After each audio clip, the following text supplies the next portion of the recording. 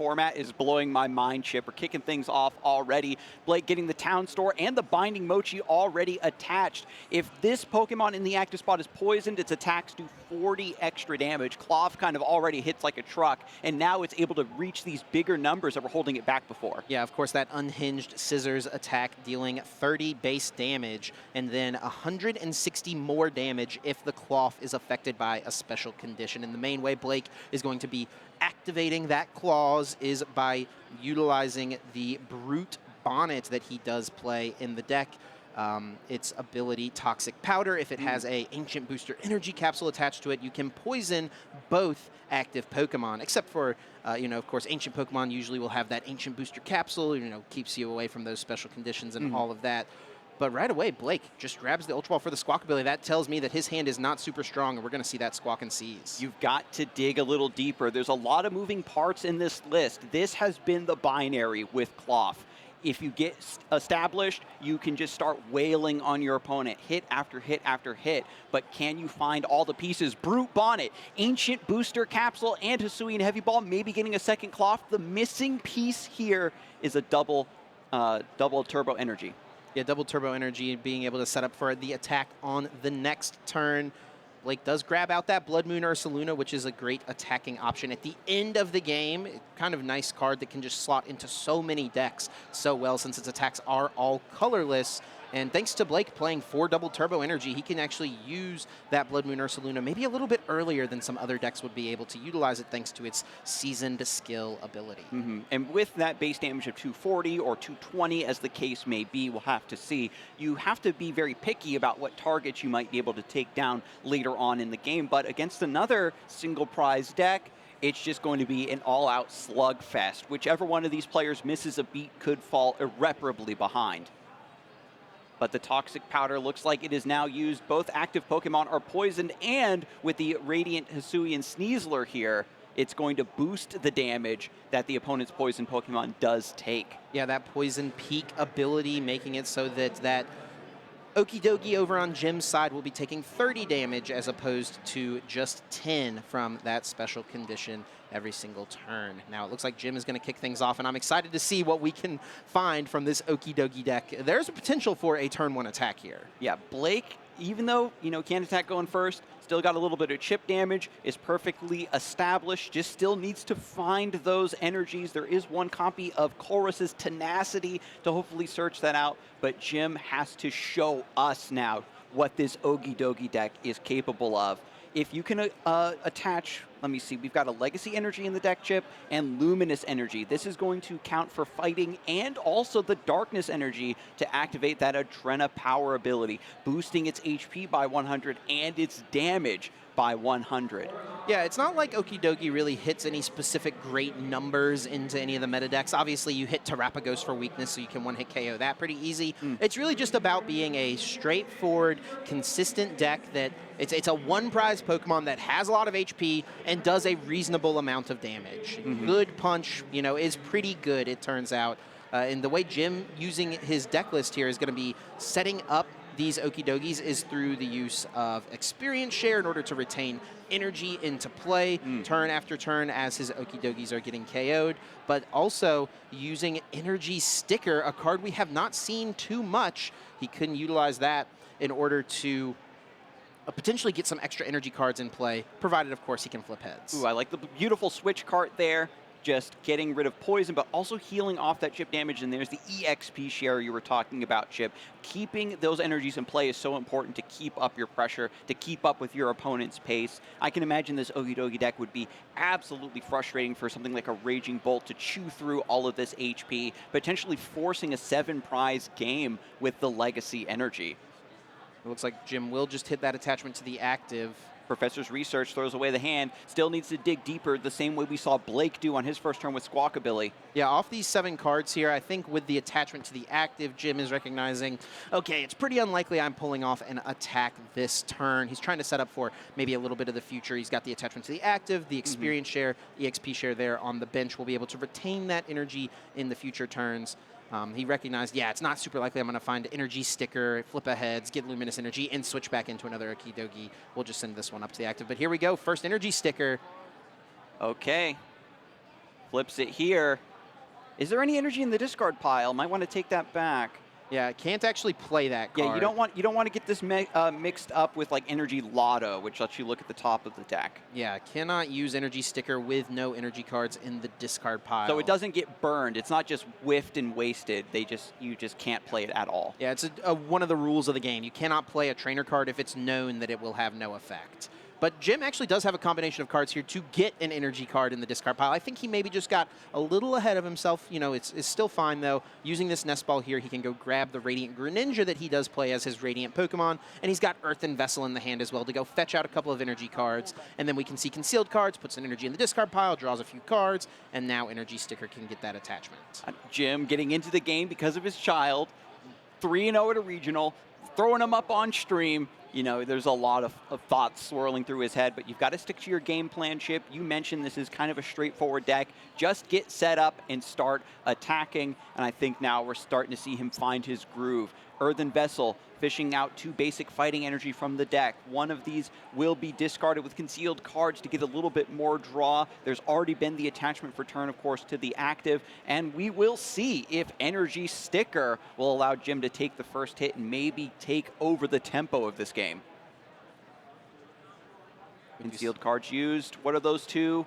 Another energy, no Boss and Luminous, I think. Yeah, the Luminous will be nice in the future. Like you mentioned earlier, it provides both the fighting and darkness energy. So with just that one attachment, Adrena Power, that ability will be used. And unfortunately, yes, it is indeed a Tails on the energy sticker. No extra energy cards in play for Jim, and he's just forced to pass. That's not too bad. Hopefully, you know, if this Okie Dokie in the active does go down, EXP share will keep that energy in play, and Jim does have the guaranteed attack next time. But now it is over to Blake. Still the cloth taking a little bit of damage because it is poisoned, stuck in the active. Yeah, Town Store being used for, what is that, Chip? Looks like it was a rescue board grabbed and played immediately onto the Radiant, Hisuian Sneasler, and then also utilizing Artisan as the stadium here to fetch out another basic non-rule box Pokemon and put it directly onto the bench. We're actually going to see that Pecharunt come into play. That promo Pecharunt here with its toxic subjugation ability. As long as it's in the active spot, you put 5 more damage counters on your opponent's poison Pokemon during Pokemon checkup. So this can really stack up with that Hisuian Sneasler. The Radiant Hisuian Sneasler mostly is going to be utilized to, you know, pick up cheeky one-hit knockouts. Turn 1 going first against like little creepies and stuff like that. The horrible rumors swirling about the Pecharunt Turn 1 KO deck when this promo was revealed, Chip. Gives this cloth a lot more utility. Yeah, it's kind of interesting, though. I don't really think it's super good in this matchup, so I'm a little surprised to see it being put into play from Blake. I don't really think he'll be utilizing it basically ever. But it looks like it's just going to have to be that unhinged scissors. No, actually no double turbo energy was found. The energy's still not found. So this, again, throws the ball right back into Jim O'Brien's court to take a knockout here and try to get through. With decks like this, right, Chip, we saw the single prize race from back in the day. If you take that first prize, you're massively ahead. There is an incredibly unlikely turn of events where Radiant Greninja gets enough luminous energy to try to use Moonlight Shuriken, but it's going to come down to the back and forth of this early mid-game, and maybe Blood Moon Ursaluna's deciding things for both of these players. Jim will use the Artisan from Blake's end to grab this Tatsugiri, a card that's pretty solid that we just really haven't seen too much yet. Its Attract Customer's ability lets you look at the top few cards of your deck in order to search for a supporter card and add it to your hand. And Jim actually has a pretty nice play lined up here. He's got the Luminous Energy already in the hand. He's going to attach it to this Okie Dokie. And he's also got Boss's Orders here. So he's got a few options of what he could go after. The Radiant Hisuian Sneasler to limit the boosted damage in the future could be okay, but honestly, I think targeting down the Brute Bonnet would be a really strong play here from Jim O'Brien. Let's see if he goes for it. Oh yeah, because now that the town store has been bumped, it'll be harder to fish out another ancient capsule, get that reestablished, that free poison with toxic powder. And don't forget, now Okie Dokie has plus 100 HP, a little bit of extra damage to boot. And well, you know what here? The Brute Bonnet is actually not weak to fighting. A lot of Darkness Pokemon, you know, it's kind of a mix. Some will be weak to fighting, some will be weak to grass. With the Brute Bonnet having that Ancient Booster Energy capsule attached to it, it actually would not be able to be KO'd. Okay, Good then. Punch deals 170 damage. Brute Bonnet boosted all the way up to 180 right now. Jim is still going to be able to get Good ahead catch in the there. prize trade here, which is really strong in these one prize matchups. So Jim is definitely putting himself in an excellent position. Let's see how Blake is able to respond. Does he find the double turbo energy? That is the big thing here. That's the hardest piece to find in this list, certainly. After that knockout, though, has access to Pheasantipity. Try to get a little bit more card draw, hopefully. And he's got the perfect card to find the double turbo energy here. Colress's Tenacity, searching the deck for a stadium card and an energy card, not a basic energy card, any energy card, and adding it to the hand. That grabs the double turbo energy, so we will at least see a guaranteed attack here now from Blake. Radiant Sneasler has the rescue board attached, of course. This is just a free retreat now to see where the rest of your turn is going, what cards you're able to find before you decide what needs to be in the active. Now there's Retreat Cloth with an energy attached is in the active spot. Here comes the combination. Toxic Powder, poisoning both active Pokemon. The Okidogi already has 60 on it from previous poison turns. It's going to be a classic Unhinged Scissors. And that will be enough for the KO. Okidogi does have a ton of HP, but not quite able to hang on here. Now, I do believe it was knocked out by damage from the attack, not knocked out by poison, which is a key differentiator here because now that EXP share on the bench will still be able to be used to bring that extra energy. It is only when it's knocked out by damage from an attack. So if Blake can ever, map out some ways where the Okidogi is KO'd by poison, it would not necessarily trigger the EXP share. Is that also a way to get around Legacy Energy, Chip? It is a way to get around Legacy Energy as well. It's when the Pokemon is knocked out by damage from an attack, and that is the A-spec of choice here in Jim's deck. We thought that this was going to be just a get set up and start punching sort of deck, but there's a lot of nuance to how you can manipulate this damage. Who knows if Blake can do something cheeky with that Pecharunt down the road to facilitate that play. Now, Jim does need to find a Luminous Energy or a Legacy Energy here in order to get a knockout with this Okidogi and keep up the tempo, keep up the pace here in this game. He chose not to send up the Tatsugiri here, chose to just send up the Okidogi right away. Already has a supporter in hand, so I guess that does make sense now. We'll be able to search the deck here with this Arven. Is going to be looking for that Energy Lotto here, digging for either the Legacy or the Luminous. Is he going to be able to find it from the top 7? That's the big question. Ooh, and the rescue board was found off of Arven. If he did have that already in hand, could have attached to the Tatsugiri, got another attract customers, setting up for future turns. And that also would thin one more card out, right? If you send up the Tatsugiri, you give yourself a chance to find a supporter card, add it to your hand, and then you increase your chances of finding an energy card here. And that's really what it's going to come down to this turn. Is Jim Obrien able to find a Legacy or Luminous Energy to get this knockout to keep up pace? And just remember this part, people in the audience, that there are small things that you can do to increase the efficiency, increase your odds ever so slightly for your cards to hit. But Jim goes for Energy Lotto. Let's look at these 7 cards. It's going to be pretty big here. Does he find Legacy or Luminous? I don't think he... Oh, there is the Legacy Energy. That is huge, and that is a good one to find as well because it will, like we've mentioned, mean that Blake will take one less prize card for KOing this Okidogi, assuming it gets KO'd by damage. Now, we got to do a little bit of math here to figure some things out. There's a lot of things going on with the Okidogi being poisoned, with the poison ability from the Radiant Hisuian Sneasler adding some damage. We'll have to figure out exactly how the math works out. Is Legacy Energy going to save that prize card for Jim? 230 HP. We can cancel out the 30 because of the poison ticking in between turns. Unhidden Scissors, as you mentioned, is 30. That's going to be the difference maker, right? With the double turbo energy being attached to a cloth, the cloth is dealing 170 damage. If you can get the Binding Mochi on it to boost it by 40, that's up to 210 damage, and then that would mean that the Okidogi is being KO'd between turns from the poison, from that special condition during Pokemon Checkup, and Legacy Energy would not activate. So Blake Dicicco needs to commit to finding another Binding Mochi. Had already preemptively bumped the town store, but could still draw into it somehow, Chip. Jim still establishing his next few turns, has a Nest Ball. Looking through the deck, I see that cheeky Mime Jr. Not really relevant for this matchup, but who knows what's going to happen down the road. Yeah, the Mime Jr. is actually a really funny card to see in this deck. I'm not really sure what specific matchup it's good against here, because you use that attack, it's free, and your opponent chooses one of their attacks in play for you to utilize. So in certain metas, if there's decks that really only have a couple of Pokemon in play, something like Iron Thorns EX, for example, there's only one choice, one attack that your opponent can choose to give you, and it gives you like a free attack into that Iron Thorns, which could be nice. I don't know that it would come up really in this instance. I think Blake would just happily choose like Motivate or something like that from Squawkabilly. So I don't think we'll see the Mime Jr., but it's cool to see it in this list regardless. But after double-checking the numbers, Cloth does go down. Blake now down 2 attackers in this list. Has to find another double turbo energy as well to crack back against this onslaught.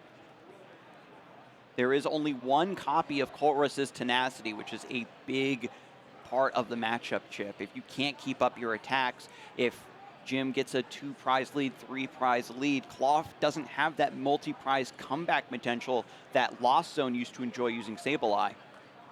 I think here for Blake, you'd love to see the Pheasantipity EX come into play. Flip the script, draw some cards. Something was just knocked out. That's really what he's going to need, and he is eyeing it up. We'll grab the Binding Mochi here. So this is setting up for a pretty strong play. With the Binding Mochi, it will boost the Cloth's damage up to 210 after, of course, the double turbo energy reduction. So really it's just going to come down to if off of this flip for the script, does Blake find the double turbo energy? He has everything else he needs to still get a prize card this turn. All right, flip the script. 3 cards. Let's see it, Chip. There's a Secret Box, a Jet Energy, not quite enough. Secret Box. Can Secret Box do it? Secret Box can find you a supporter card, which can help you draw more cards. In this instance, Blake has already utilized that Colress's Tenacity. He does just play the 1 copy. So it will be Secret Box here, and it's going to come down to what supporter does he find here and what can that supporter card find for him. Yeah, unfortunately, the bench is full. No Luminion V or Hisuian Electrode V to hold the Forest Seal Stone to search out that last piece. And his supporter options are really kind of light as far as ones that draw him cards. He's got a few options here. It looks like Arvin could grab the Energy Lotto. We could see the same thing that Jim did, right? Energy Lotto for the energy card you need. Does need to grab the...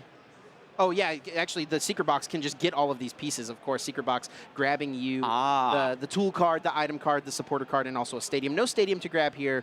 Doesn't even have to use the Arvin. He actually can use Boss's Orders here to target something else down. I do think at the moment, though, the active Okidogi is going to be the best thing to be trying to KO. Yeah, the Boss will be a nice backup play, but here comes Energy Lotto. Needs to find double turbo energy. Oh, and finds it. Double turbo is attached. Blake Dicicco is going to stay in this game with this energy being found and now attached onto Cloth. And I think he accidentally put his Energy Lotto back into the deck. Yeah, it's right there. He just picked it up from the table, I think, on accident, and it does need to be put into the discard pile. All right, that should be all well and good. You're going to shuffle the deck anyway here, right? Wait, no, if you're just looking at the top 7. Yeah, I think that might be what the judges are saying. He probably should not have picked up his whole deck because he was not doing a complete deck search. Now, he did literally just search his deck with the town store, earlier on in this turn.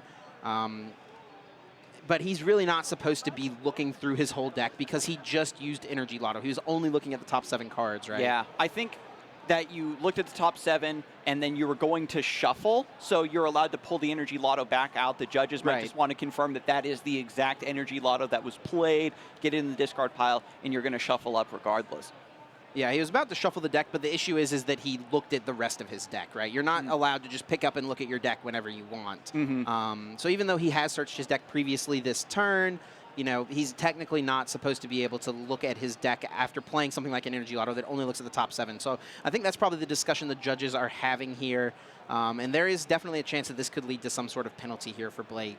Yeah, you're looking at the deck to fish out the card you accidentally shuffled in. You're in the process of repairing the board state, but it is, the judges are going to consult the rule book, make sure that they are issuing the ruling that is most appropriate for the situation, because it is kind of odd. Yeah, it's definitely a little bit of a bummer as well. Definitely just a little bit of a mistake from Blake. I don't think anything malicious was going on. But, the judges, got to follow the rule book. They've got to issue penalties as they should be issued. So they're discussing here exactly how things need to proceed at this point. So And the issue here is, just to recap everyone, Blake played an Energy Lotto, and then while he was attempting to found the double turbo energy. yeah, found the double turbo energy. When he was attempting to put the other 6 cards back into his deck, he picked up the Energy Lotto from the table and went to put it back into the deck. I think a total mistake there. Definitely not intentional, I would say, based on what I've seen, at least at this point. Just kind of something that slipped his mind, just an accident. An easy fix normally, but because after that, he looked at his deck, that's, I think, what the issue is here. The judge is probably discussing all aspects of it. I think at minimum, the Energy Lotto thing probably would have just been a warning, but now things have to go a little bit deeper because of the illegal deck search. Yeah. At that point, what do? Maybe have the judge look at your deck manually and grab that Energy Lotto out. Right. That's probably what should have happened. Or, if because he hadn't shuffled yet, right? So he knew that it was the top 7 cards. He should have just pulled the top 7 cards back off to pull the Energy Lotto, because it was 6 cards plus the 1 from the Energy Lotto, right? That's 7. Could have just pulled it out there, but instead, I think just like the judges caught it seemed like, right? Like, oh, that Energy Lotto needs to go back to the discard pile, and then Blake, just without missing a beat. Oh, where is it? Because you're just, exactly, you're in that mindset of, oh, yeah, let me do what the judge said. I'm going to grab this Energy Lotto out. But seeing the deck, that extra peek is a little bit neither here nor there. But when I was evaluating this matchup, Chip, when we were getting into the match, we know that Cloth has had some absolutely one-sided stomps on stream before. And going up against this sort of unproven Okie Dokie, I thought that Cloth might be able to run it over, but with Jim's deck running Legacy Energy, having the potential to force an extended game against the single prize decks, maybe throw off the Blood Moon Ursa Luna play from his opponent. Yeah, I think that Jim was maybe a little bit favored from the get-go. Yeah, well, it's kind of interesting because I think Jim's deck specifically is really trying to capitalize on the multi-prize Pokemon in other people's decks, right? Trying to get a 2-for-1 trade, like one attacker on his end. Is able to get him 2 prize cards. Now, whenever his one attacker is getting him just 1 prize card, it's really difficult to make 6 Okie Dogies throughout a game. It's kind of hard to make 4 Okie Dogies throughout a game. So yeah, I had to just reconsult this deck list. Like, how many Night Stretchers are you on, my guy? We do have the Blood Moon Ursa Luna, which is a thing. But yeah, it looks like we are getting back into the table. And it looks like it is indeed going to just be a warning at this point. I do like that. I think it is a de-escalation there from the judges. They could have definitely given Blake a 2-prize penalty there, but I think they recognized, hey, a little bit of a mistake, a little bit of a slip-up, no big deal. And we actually will see the boss's orders bringing up this other Okie Dokie and taking the knockout on it. It does only have 100 and... Oh, it's actually not even going to be the knockout here. It has 180 HP, and the Cloth here is swinging for 170 damage. So it will be KO'd going back into Blake's turn. Yeah, I thought... the poison will get this KO here, from the Radiant Hisuian Sneasler will be boosting that up. And Blake had the Binding Mochi, I had thought. Yeah, I thought so, maybe too. going to try to set up that sneaky play to get around the Legacy Energy. Yeah, I'm wondering here if maybe Blake doesn't realize that he could have KO'd the Okie Dokie with the Legacy Energy and still gotten a prize card because of the poison between turns. Could be a little bit of a mistake there on Blake's end, maybe not quite realizing exactly how things shaked up. And with the final Cloth in the active spot, it seems that every time Jim takes a knockout, Blake has to jump through so many hoops to get the response KO. With Tatsugiri now in the active rescue board, figuring out how many extra supporters can I pull out of the deck, keep thinning, making my Energy Lottos ever so slightly better is great. Now Jim is on the cusp of getting 2 Okie Dogies established. Yeah, I think Jim is probably very thankful that this Okie Dokie did not go down, right? Even if Blake had not gotten a prize card from it, which he would have based on how the math works out, even if Blake had not gotten a prize card, I think just forcing Jim to establish another attacker would have been the really difficult thing to have happen. It would have basically involved Jim having to flip aheads on an energy sticker, and he's already played 2 energy stickers. He actually only has 3 in his list. So the fact that this Okie Dokie on the bench gets to stick around for another turn, it gives him another chance to establish this next Okie Dokie, which is going to have now even more hit points with the combination of the Luminous Energy and the Bravery Charm. things are looking actually pretty nice here for Jim Obrien, I'd say. Yeah, Blake Dicicco had to pick his poison, trying to head off the Okie Dokie with the Bravery Charm. If that gets a Luminous on it, maybe the HP is a little bit too big for Cloth to really deal with outside of having a multitude of factors with the Binding Mochi, etc., etc. So you have to say, do I want to get some tempo by taking down the established attacker, or this specific threat of high HP I might not be able to get around otherwise? And after the deck being shuffled up here, after attract customers, Jim is ready to just keep swinging. Yeah, it's a great spot to be in, to be honest. Going to be able to take the knockout, forcing Blake to establish another attacker yet again. And Blake is getting a little bit low on resources. We've seen a few Cloth go down now at this point. We've seen a few double turbo energies gone down now. Blake is going to have to try to reestablish another attacker here this turn, and we'll see if he's able to do it. Yeah, Blake really, as you said, Chip, wants to go for a 2-2-2 sort of prize map, and being matched against another single prize deck throws off what this deck wants as a strategy to do, to have these smaller attackers trading up, having this potential math manipulation with the poison, with the toxic powder, with the Binding Mochi. Town store being used once more. Blake has been on a tour going back and forth from Artisan to the town store to Artisan. Whatever he needs out of the deck seems to be there. Yeah, I don't know that there's any specific tool he needs right now. Looks like it will just be the Ancient Booster Energy Capsule being thinned out. But he needs a replacement Cloth. He needs an attacker here. He, of course, does have the Pheasantipity to work with, flip the script, draw a few extra cards. And I think it's going to have to be a pretty strong 3 cards here for Blake. There is only 3 Cloth in the deck. Oh, wow. You have to make some cuts to include the Petulant and the Pheasantipity and the Blood Moon. I think all 3 Cloth are in the discard pile. Absolutely. There is 2 Night Stretcher in the deck, however. The big trouble is getting the double turbo energy back. And this is a nice way to get a prize card here for Blake. Doesn't have a way to attack with a Cloth, but can poison both active Pokemon and pushes up this Petulant here with Toxic Subjugation. 5 more damage counters between turns, plus the 20 from the Radiant Hisuian Sneasler. 80 poison damage in between turns, enough to KO this Tatsugiri. That's a way to take a prize card without even attacking. That's impressive. I didn't even see that line right away, but Blake knows I need to stay in this game. I can use Petulant to still take a knockout, keep up in the prize race, buy myself 1 more turn to hopefully find a Night Stretcher or something, or maybe even Blood Moon Ursaluna here soon. With 3 prize cards remaining for each of these players, it does feel like Jim is going to be in a solid spot here. He's going to have 2 Okie Dokie established with a ton of hit points each. Has the basic energy in hand in order to just attach. I like this. He could have gone for the Radiant Greninja to draw a few more cards. He doesn't necessarily need to do that. And he's actually going to go boss his orders to bring up the Pheasantipity EX. It'll take 2 prize cards, put him down to just 1 prize card, and Blake recognizes, I'm not going to be able to win from this board state with just 1 prize remaining for my opponent. Let's go to game 2. Yeah, no card draw there. They were just making sure that they were, that Jim was at his proper town store. The players aren't getting their stadiums mixed up. But really great back and forth there, Chip. Excited to show this sort of unique deck off to our audience at home. I know that there is a subset of viewers that love these single prize decks. Cloth enjoyers got to rise up, and Okie Dokie showing that it does have some potential maybe. Yeah, I don't think I had Okie Dokie winning a game here on our stream on my bingo list for the weekend, but Jim Obrien has made it happen here. He's in a good spot. Now, Blake here is going to need to probably do a little bit of adjusting, I think, going into this game. I hope he realizes the situation with the Legacy Energy. I think he would have been in a really great spot if he had just KO'd that Okie Dokie with the Legacy Energy on it. He would have gotten the prize card because of the poison between turns, and he would have been in a fine spot through the rest of the game. Jim would have had to establish another attacker, but because Blake ignored that Pokemon, Jim didn't need to find anything else that turn in order to keep attacking and keep taking knockouts. When you're playing an oddball deck, you're a little bit more responsible for also knowing some oddball interactions, Chip.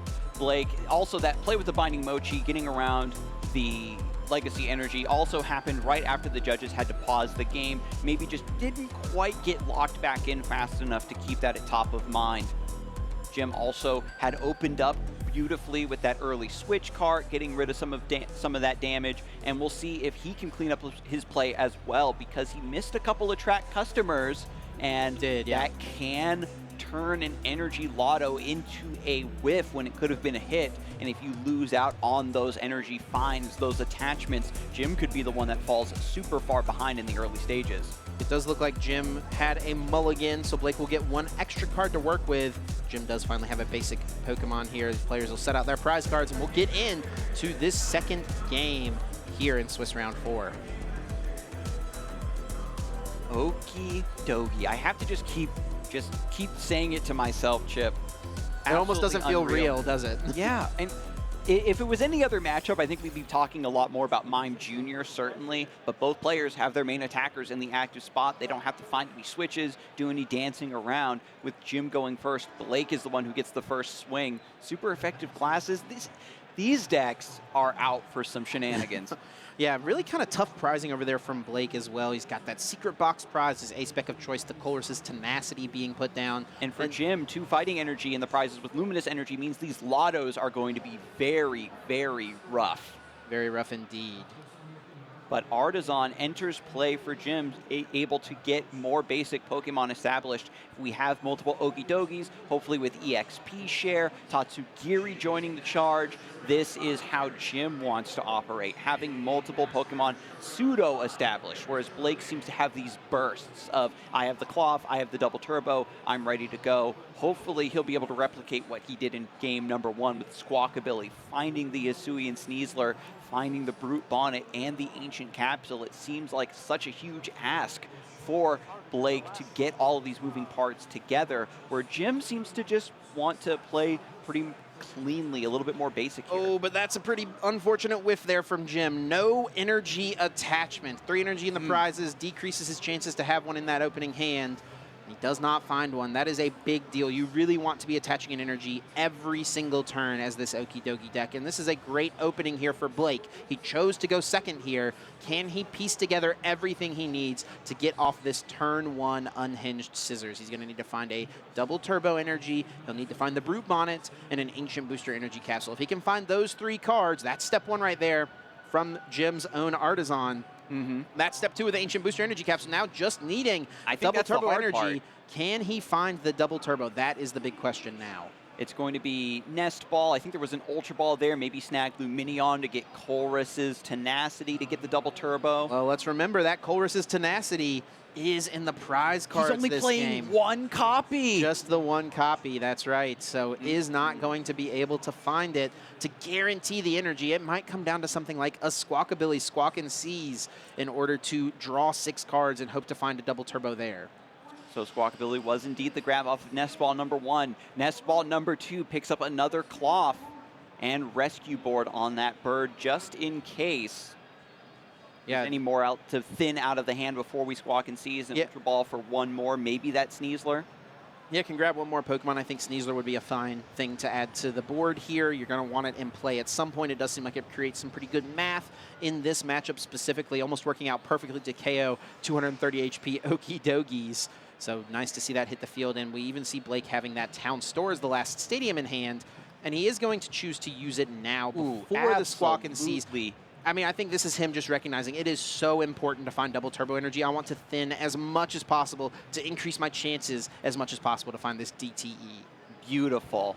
Town Store entering play, finding the Binding Mochi. You can attach that right away. And a Squawk and Seize after sequencing down to an empty hand. And I do like this as well. Blake debated putting the Binding Mochi on the active Okidogi. Wow, there's a couple double turbo, so I guess that answers that question. But Blake did debate attaching the Binding Mochi to the active. It's not relevant right now. He doesn't need that extra damage in order to get a knockout. So I like the decision to conserve that Binding Mochi, putting on the bench Cloth so you can set up for a knockout in a future turn. And now Arvin is going to be the supporter of choice, getting a couple more cards out of the deck, maybe Energy Lotto. Again, just digging. If you can get all of these double turbo energies into the hand, you're feeling pretty good. Jim does play 2 Iono, doesn't want to get too many important resources in the hand to get sent to the bottom of the deck potentially. That's always something you have to consider. Now, Blake, I don't think saw an Iono from Jim in game number 1. Oh, that is true. Possible you could think that Jim doesn't play it, right? Just wants to focus on his own consistency, isn't really worried as much about disruption, but no real reason to go after the Energy Lotto right away. He does have the backup double turbo energy in hand already, but here we go. That knockout from Unhinged Scissors is going to give Blake the lead here in game number 2. Jim promotes Tatsugiri, can use to attract customers to find a supporter to help him fight back here, but this is completely different from what we saw in game number 1, Chip.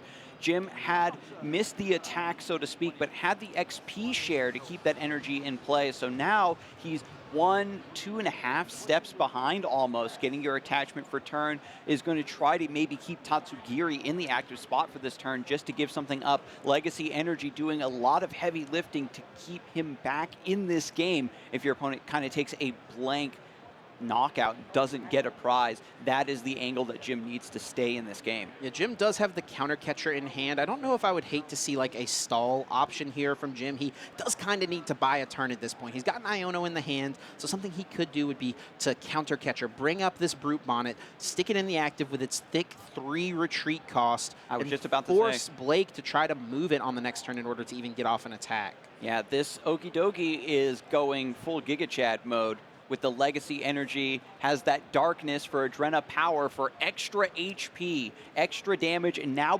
Bravery Charm. Yeah. 280 HP, single prizer. 0 prizer at this point. Oh, yeah. With that Legacy Energy, I mean, that is massive. Really going to be difficult for Blake to get through this. He's not going to be able to do it in one hit. And with that counter catcher, this is going to be a chance for Jim to kind of reestablish. And the Iono has that too. So that extra double turbo energy that Blake was so confident to have in the hand for the second cloth, going to go down to the bottom. Yeah, this is going to be a nice opening here for Jim. Just wants to reestablish, really wants to just buy a turn. Now, the thing is, for this play for Jim, he's going to need to find another Gust next turn because the Brute Bonnet does not get KO'd by the Okie Dokie. We went over that in game number 1. It deals 170 damage, and Brute Bonnet is weak to grass, not weak to fighting.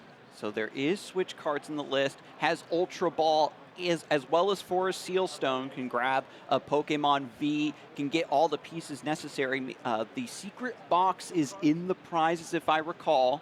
So at least having a Forest Sealstone will let Blake respond to this turn, but it comes down now to Jim to get a good establishment with this beautiful stall play with counter catcher and the Tatsugiri energy sticker. Let's see it. Is it a heads? A tails once again. Energy sticker has not been Jim O'Brien's friend on the stream just yet. This is a serviceable establishment hiding behind the Tatsugiri here, and who knows, if the Brute Bonnet were to get stranded, Jim would have much more time to get his foundation built, his Okie Dokies build up in order to start hitting on these cloths, taking those prize cards, getting back into the game. But I'm so concerned about Blake now having the Ultra Ball and that Forest Sealstone to get out of this bind and keep taking prizes. He's even already just got the switch card in the hand. Doesn't even and have I'm seeing to search it out. the Hisuian Electrode and the switch card. This could have been a good opportunity here, I think, for Blake to go for the play that he went for in the last game with that Petront. Now, I think the Petront was prized. I don't know if he took it off of his prize card or not. No, looks like it is indeed still prized. That would have been a really cool play here to go get Petront with the Ultra Ball, put it onto the bench, switch card into it, and then do the whole thing he did last game with the poison to get a KO without using any energy, protecting his cloth on the bench. Not a play that's available to him, though, with that card being prized still. Yeah, the awkward prizes for Blake saving Jim O'Brien. Could you imagine having essentially a free attack, taking a knockout, but retaining the threat of 2 cloth on the bench? Makes it impossible for Jim to take a knockout and force Blake into a situation where he has to jump through all those hoops. There's going to be a swing with unhinged scissors to take the knockout. I'm glad we're getting those poison markers some use from our stream table. I don't think they get utilized quite enough. And I know our TCG Plus crew in the back is really excited to show off all the nice little poison special condition graphics that we have going on. But now that it's back over to Jim, promotes this big Okie Dokie. Remember, has Bravery Charm and Legacy Energy attached. Earthen Vessel discards Mime Jr., so Jim can find the next bits of energy he'll need, can attach to the active to get this attack fully powered up, and has a bonus for concealed cards. Yeah, I think Jim probably has the record in this event for most cards read by an opponent thus far in the tournament, as Blake has to take a moment to double check the Mime Jr. Like I mentioned earlier, I don't think it's super good in this matchup, but a cool card to see being utilized nonetheless. An attack like that is so intriguing, Chip, that it's only a matter of time before the meta kind of condenses in a certain way. It's got to be there to like counter a specific thing, like a specific deck in the metagame. The main thing I can think of right now is the Iron Thorns EX, just a free attack into that, but that's about it. So yeah, some of these control decks maybe, but I mean, you're getting around Mimikyu regardless. Hopefully Jim can win and we can ask him, yeah? Well, we will see the third Okie Dokie hit the field. A couple of energy cards now for Jim. So this attack is lined up. It's going to be on to Blake to find a way to get through the 280 HP active Okie Dokie here with a legacy energy on it. That is going to be really difficult. Uses Town Store, of course, before concealed cards. Grabs EXP share. Beautiful attach on the second Okie Dokie. So now Jim is starting to build up this engine of good punches where you can take this attack on the active. If it is knocked out in response, with one energy going back to the bench, he just only needs one attach for turn to get the next attack and the next attack. So both players... Here's the play for Blake. All right, we've got it lined up. He took the Petron off the prize cards, I'm pretty sure. So he should have access to it now. Yes, indeed, confirmed. He has taken the Petron off the prizes. So what he needs to do is hit into this active Okie Dokie for 230 damage with the cloth with the binding mochi on it, and then it gets KO'd by Jim. Right, Jim takes the knockout on it, and then between turns, Blake promotes the Petron in order to get the knockout during Pokemon Checkup because the Petron would be active, and then Jim would be taking more damage from that poison. That would line up for Blake to take that KO. And a second Iono from Jim. Needs to see more cards here. Has still attached already for turn to the active Okie Dokie. The attack is sealed, it's ready to go, but Jim needs just a little bit more establishment, as many cards and options as possible heading into these next turns. Yeah, and I think was happy to disrupt Blake as well. Blake had been building up a little bit of a hand, so making sure Blake sends that to the bottom and only gets 4 cards to work with is pretty decent. And with Tatsugiri, another rescue board, means that Jim has that beautiful pivot with attract customers in response. Finally a knockout, and Jim is on the board. Yep. Good punch from the good boy. Okie Dokie swings into the active for the knockout. Blake does have that response with the double turbo energy. Will not be able to get the knockout, but is at least having everything he needs to get off an attack here. Getting around the legacy energy becomes more and more of an important bit of this matchup as time goes on, because Blake has this lead, but it's very tenuous. So if you are forced into this 7-prize game, it gives Jim a lot of time to get multiple Okie Dokie established. And that is, as we saw in game number 1, where Blake really starts to lose control of the back and forth. We are going to see that play with the Petron hitting the bench. With the rescue board, and Arvin as well, picking up Binding Mochi and a Nest Ball. I think here Blake is all there. I think Blake here probably wants to go grab the Pheasantipity potentially to get some extra cards drawn here, but it's actually going to be the backup cloth here. Kind of interesting. Blake has the pieces to get this knockout, but I don't know how strong his hand is moving forward from here. So I think maybe he's a little scared to put Pheasantipity into play. That is how he lost the last game, by Pheasantipity giving up the 2 prize cards. So that might be something he's a little wary of. Going to use that just for 3 extra cards on the turn. He plans on going for the win.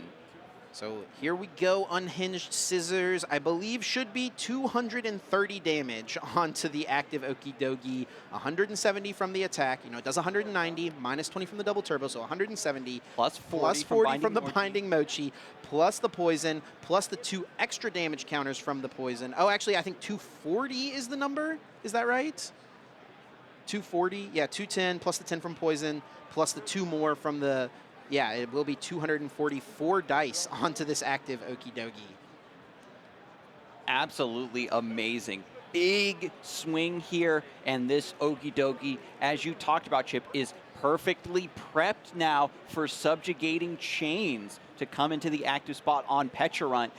Boost that poison damage to get around legacy energy. Blake reminding himself about that line of text, refreshing his memory, and now is going to pull the trigger on this play that you had lined up for him in game 1. This is huge here as well, though. Jim does find this switch cart in order to move this Okie Dokie to the bench, so it's not going to be poisoned anymore. So that play is going to be taken away here for Blake to promote the Petron. So that's a huge card for Jim to find. Healing that poison because it moves to the bench, healing the 30 damage as well. now with 70 HP remaining on that benched Okidogi, and we're going to start to see the next Okidogi start to get established. I guess I think the play might still be on the table. You know, if Jim takes a knockout, that opens up a bench space for Luminion, Boss, Peturunt, Ideas. I think Jim probably is going to have to still attack with this Okidogi unless we see an energy sticker heads here. Jim is still going to have to attack with the damaged Okidogi, so we could still see the Peturunt take this, KO effectively without getting any energy cards in play on Blake's side. Yeah, just a nice switch card, take a little bit of sting off, cure the poison, get Tatsugiri up to dig through the deck with attract customers, look at the top cards, find a supporter just to get some utility here. There will be that attract customers here. And Jim's deck playing tons of Professor's Research, already used both Iono, a few Arvins in there as well. 3 Boss's Orders, Chorus's Tenacity also in Jim's deck. We haven't seen it from him yet. Just trying to get established with XP share and Luminous Energy on this benched Okidogi. If this Legacy Energy attached one goes back into the active, that fighting energy, that basic fighting energy will be passed backwards, and Boss's Orders was indeed found from attract customers. Adding that to the hand. And I don't think Jim is going to be able to attack with the fresh Okidogi on the bench. It only has the one Luminous, so I think he will have to attack with this other Okidogi. And like you pointed out, Blake did read the Legacy Energy, so now at this point, I think he should be aware, okay, I can get this extra knockout here effectively. But this is going to be Jim tying the prize trade back up. It's going to be still on Blake. He's ahead in this single prize trade. Can he keep up the pace here, keep up the tempo, and keep finding a knockout in order to get back in this game and get back in this set, send us to a game 3? We're focusing so much on this specific Legacy Energy play because in a single prize matchup, it is important for every one of your attacks to net you a prize card. But it does need to be considered afterwards as well. With Peturunt coming into the active, getting the revenge KO, does Blake have the resources to establish this cloth for the next turn thereafter? Yeah, in the future. He doesn't necessarily have to find something now, which is nice. He doesn't have much. He's got an Arvin, which can maybe find a Nest Ball for the Pheasantipity to draw some cards. But again, that was the card that ended up costing Blake in the first game. Does he really want to give Jim that opening? That is a break in case of emergency. Break glass in case of emergency to flip the script. Do you need the 3 cards now? Is there any way you can press your luck and save putting this other 2 prize Pokemon in play? Squawkabilly EX already a big liability on the bench. How many options do you want to give to Jim Obrien? Yeah, the nice thing about Squawkabilly, honestly, is the fact that it is resistant to fighting. So the Okidogi can't even knock it out. It's got 160 HP, minus 30. Okidogi can't one-hit KO that. So really it is just about the Pheasantipity, it being the weak to fighting option. And it looks like Blake is going to avoid putting that into play even still. He did use a couple Nest Ball this game, I think, early on, so there's a chance he actually doesn't even have the option to, but at minimum has that Energy Lotto to search for the energy on a future turn. And we are going to see the play here. Brute Bonnet, Toxic Powder, poisoning both active Pokemon, and Blake can just pass. Between turns, during Pokemon Checkup, Jim's Okidogi will be KO'd, and that will mean that Blake gets a prize card.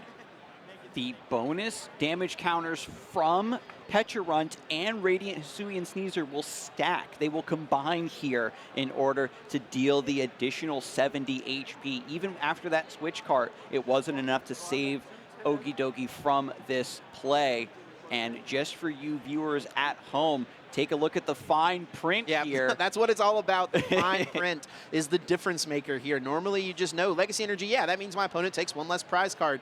But it's only when the Pokemon is knocked out by damage from an attack. This is being knocked out from poison. Blake does still get a prize card.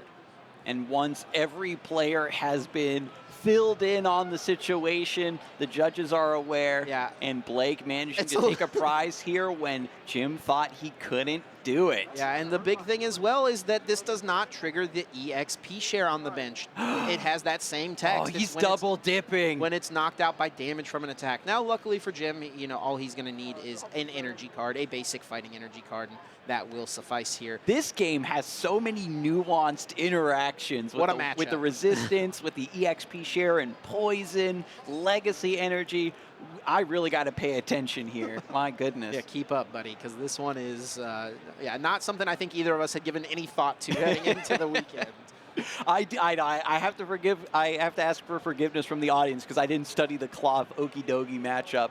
And with Jim losing out on the EXP share, getting a free energy attachment, means that he has to just keep attaching to what is already established and potentially losing out on some pressure for this turn after. Tatsugiri once more with its handy dandy rescue board going into the active spot with attract customers. Jim had found a boss's orders previously, but maybe wants something different to attract to the sushi stand this turn. Yeah, you joke about us being a little uncertain about this matchup. How do you think these players feel, right? They've tested these decks so well, I'm sure, leading up to this event. They, know how to approach the Raging Bolt matchup. They know what to do against Terrapagos, but I'm sure neither of them had given any thought to their opponent's deck on the other side of the field before this event came to be. I know, Okidogi with Luminous Energy and Bravery Charm, offsetting the Poison Powder, offsetting the damage in between turns from Radiant Hisui and Sneasler, and then Double Turbo also affecting the HP. This is a lot of pluses and minuses that players have to crunch every single time. But after Tatsugiri retreats back to the bench, this powered up Okidogi does come into the active, and Petrarch will go down. Jim still trying to fight for this game number 2 with 3 minutes left on the clock. Where's the time gone? Yeah, 3 minutes left is going to make things a little more difficult here. We do see boss's orders actually bringing up the Radiant Hisui and Sneasler. Even though the Poison Powder, the Toxic Powder from Brute Bonnet will still be in play, taking away a little bit of that extra damage does affect the math quite nicely for Jim. Okidogi sitting with a pretty chunky 230 HP in the active spot. Yeah, with the time winding down, like you mentioned, I think it's pretty unlikely we're going to see a Game 3 conclude in this set. Basically, at this point, it's going to be, can Blake win before the time expires? In a best-of-3 match, if both players have won a game and we go to time, that means that it does end in a tie after +3 turns if no one can win Game 3. But if we go to time in game number 2 and the game has not completed, +3 turns, then the person who won game number 1 would be awarded the win for that match. So I think that's probably going to be Jim O'Brien's best hope here at this point. Now, Blake does need to get back the Radiant Hisui and Sneasler in order to get the knockout on this Okidogi in the active spot. It has 230 HP. He needs that more poison, so he's going to need to find the Night Stretcher, which I believe he should have guaranteed because he has that secret box in the hand to find it. Secret box was taken off of the prizes because he got around the legacy energy, right? Has secret box now, was figuring out what to discard, it looks like. Interesting to see the Blood Moon Ursaluna go down. I think that might be something Blake needs to take his final prize card later on in this one, potentially. Yeah, just looking perhaps to set up another cheeky Night Stretcher for the Ursaluna kind of play in the late game. And if he needs to dig, can always bring out that Vezendipity when it's no longer going to be a liability on the final turn of the game. Yeah, there is that Night Stretcher in the deck. It looks like there is just the one Night Stretcher hanging out there in the deck at this point. So that's something else to think about. Yeah, is this other Night Stretcher in the prizes? Blake's prizes have been so important this game. There's so many very tricky setups and combinations of cards that this Petulant Cloth deck has to put together, that every time he wants to go for a play is stopped dead in his tracks because a certain card is still prized.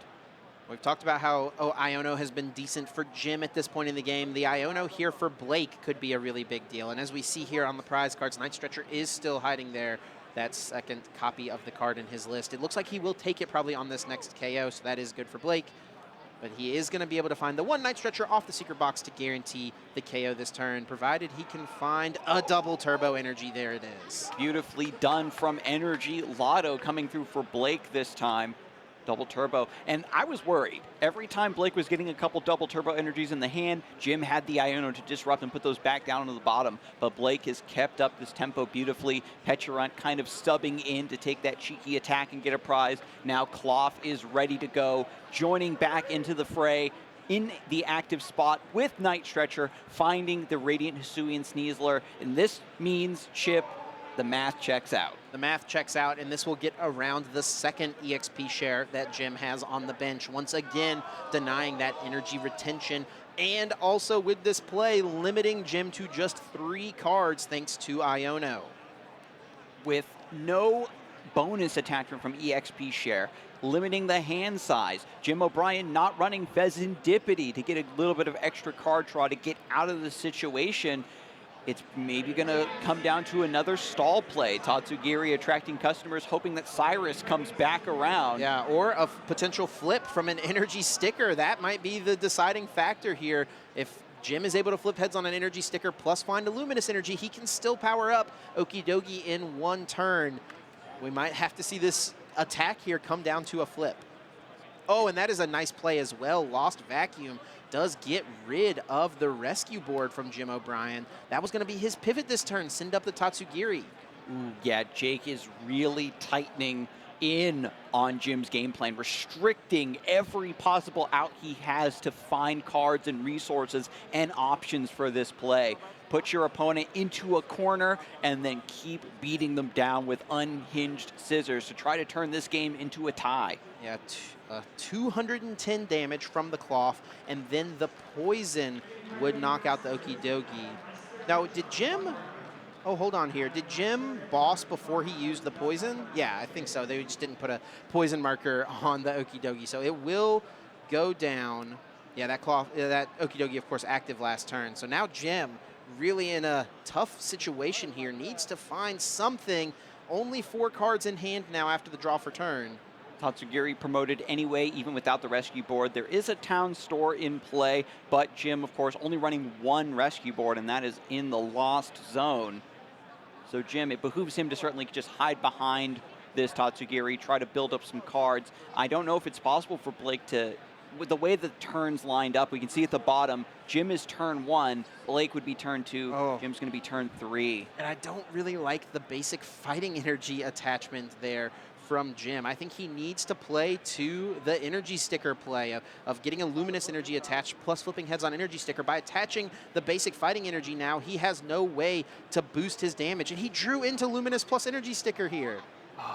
Another small miss sequence, really having big implications for a deck like this. We talked about it, Chip, earlier, where Jim didn't thin down 1 extra card, and that might have hurt his odds on an energy lotto. And now, by just attaching the wrong sort of energy, you close off the potential for a much stronger play. Now, Jim does only play 1 copy of the rescue board, which we did see hit the Lost Zone on the last turn, but he does have 3 switch cards, so he has those to rely on as ways to move this Tatsugiri from the active spot. That could have been the thing he just accepted he wasn't likely to be able to do this turn, move the Tatsugiri from the active to the bench.